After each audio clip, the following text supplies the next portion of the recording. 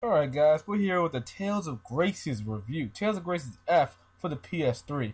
After 3 years since Tales of Vesperia, we finally got a Tales game after so long, after so many Tales games were being released. And now the question stands, was the wait well worth it? Was all the begging and pleading to Namco Bandai worth it?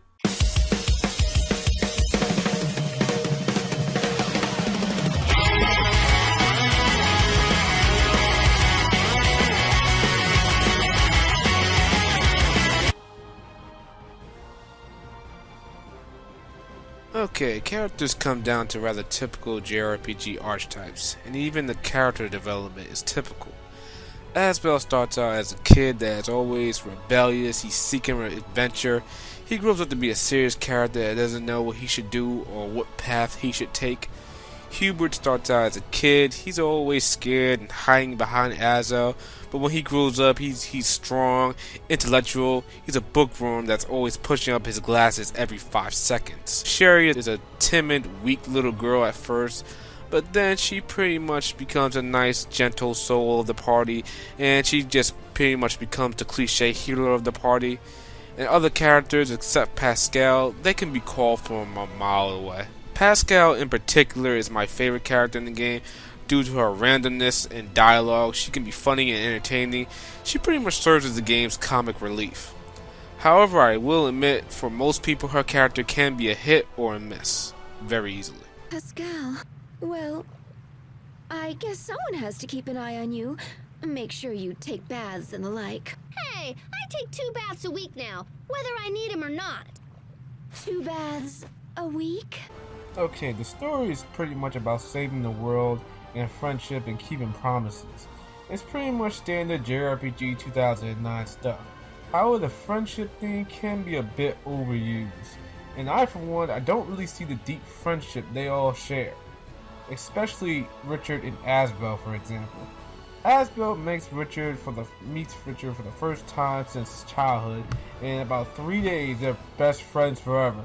After that, they don't see each other for years. Literally no contact for years. I don't know, but if you're building a friendship after only 3 days, and then after not seeing each other for years, you're no longer a friend. Now, I can understand if it was explained that during the years apart, Asbel met Richard, and they had various encounters and had adventures, but that doesn't happen at all in the story. It's just 3 days of childhood friendship, and after that, they're still best friends forever. But I suppose this is very much common work in JRPGs and anime these days.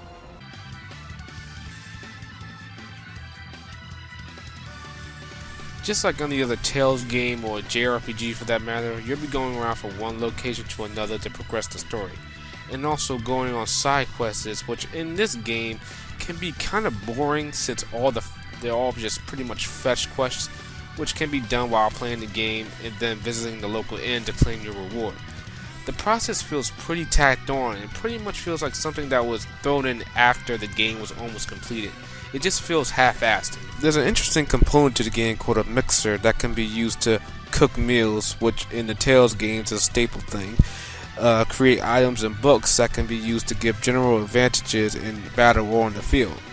You can also combine items and equipment, which is known as dualizing in the game, to make new items, weapons, and armors so you can power up your main characters. You can also add on certain materials to weapons and armor to give them special effects in battle, such as shorter casting time for spells, higher HP recovery for healing items, and constant healing, and so on and so forth. It's a nice addition to the Tales series and makes this Tales game the most robust and customizable in the series history, and it's something I really hope that's implemented in every Tales game that's to be released. Leveling up is only half the battle in Tales of Graces.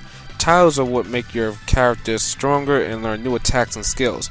Before, tiles in previous Tales games were just things that you can equip to change the costume of your character, but now, given that they make you learn new attacks and skills, it's very much a nice and very interesting addition to Tales games, than making them feel pretty much useless.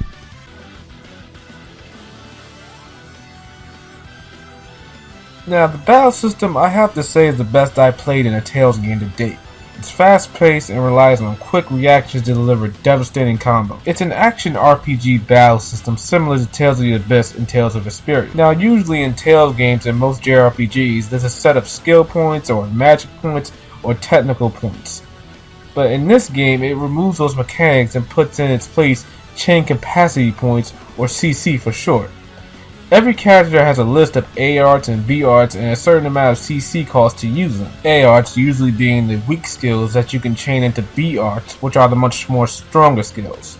These A and B arts also come with properties that can hit an enemy's weakness. Utilizing the best CC cost with training A arts into B arts and using certain skills that can hit an enemy weakness is the key to quickly dispatching your foes. Now, this can come off as a bit annoying at first, as you'll have to switch your skills to match an enemy's weakness in mid-battle when you're already comfortable with a set of skills you already have. However, towards the middle of the game, you'll start to realize that most enemies in a certain area are weak to the same arts, so you won't have to be constantly switching your skills in mid-battle. Now, the game's difficulty can be quite varied, as the game has a total of 6 different difficulties. By default, the game starts with easy, normal, and moderate. You can unlock higher difficulties as you play the game. You can play the game at which difficulty you're most comfortable with and switch at any time when you're playing. However, the game does have a bit of a problem when it comes to spikes in difficulty. From what I've experienced, the normal and moderate settings, you can breeze through normal encounters in only just seconds, only to have a boss completely annihilate you. And I'm not talking about you fight them for a little while and then when their HP goes down, they unleash some crazy attack that kills you. I'm talking about literally starting the battle and then dying in seconds, if you're not too careful. This has happened to a couple of boss battles while I was playing the game, and I found myself completely baffled by it. So yes, the battle system is great overall and has much depth and customization and very much involvement and always keeping you on your toes. However, the spikes in difficulty could put some people off.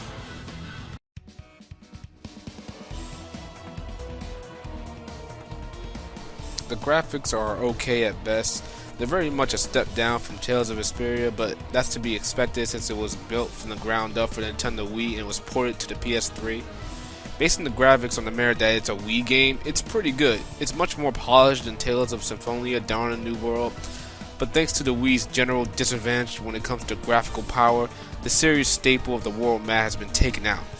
In its place is just a point and enter airship that you can take that will take you to various locations throughout the game, and that's okay. But you know, the world map, it's pretty much what you expect in the Tales of series. It's nothing really bad about it. It's just that, you know, we would rather see our world map. Overall, the graphics are fine, but they're a little bit below average, I would have to say. Alright, let's move on to music and voice acting. The music is pretty good, but nothing in particular stands out except for the game's main theme. The voice acting is good, and there are no major annoying voices in the game that will make you want to wish it had Japanese audio. But Pascal's voice in particular comes to me as very good, because the voice actor really nails the role of Pascal to a T. Overall, guys, the voice acting is good. It's not going to kill you to listen to the game in English. Trust me, it won't. It's so strange to see the military on full alert in such a deserted area like this. Is it me, or does it feel cooler around the ruins? Hey, I can answer. That's probably because of the water eleth emanating from the Valkanus. Are you okay now, Pascal? We missed you talking back in the desert. Now, to me, the verdict of Tales of Graces is quite simple. It's a standard, good JRPG with some shortcomings in the story and characters, seeing as this came out around 2009 and every single JRPG that was released was cliche in one way or another. But the battle system and the customization really does set this one apart from other games, and I highly suggest you give it a chance just for that. The game is long, spending about 45 hours at the minimum.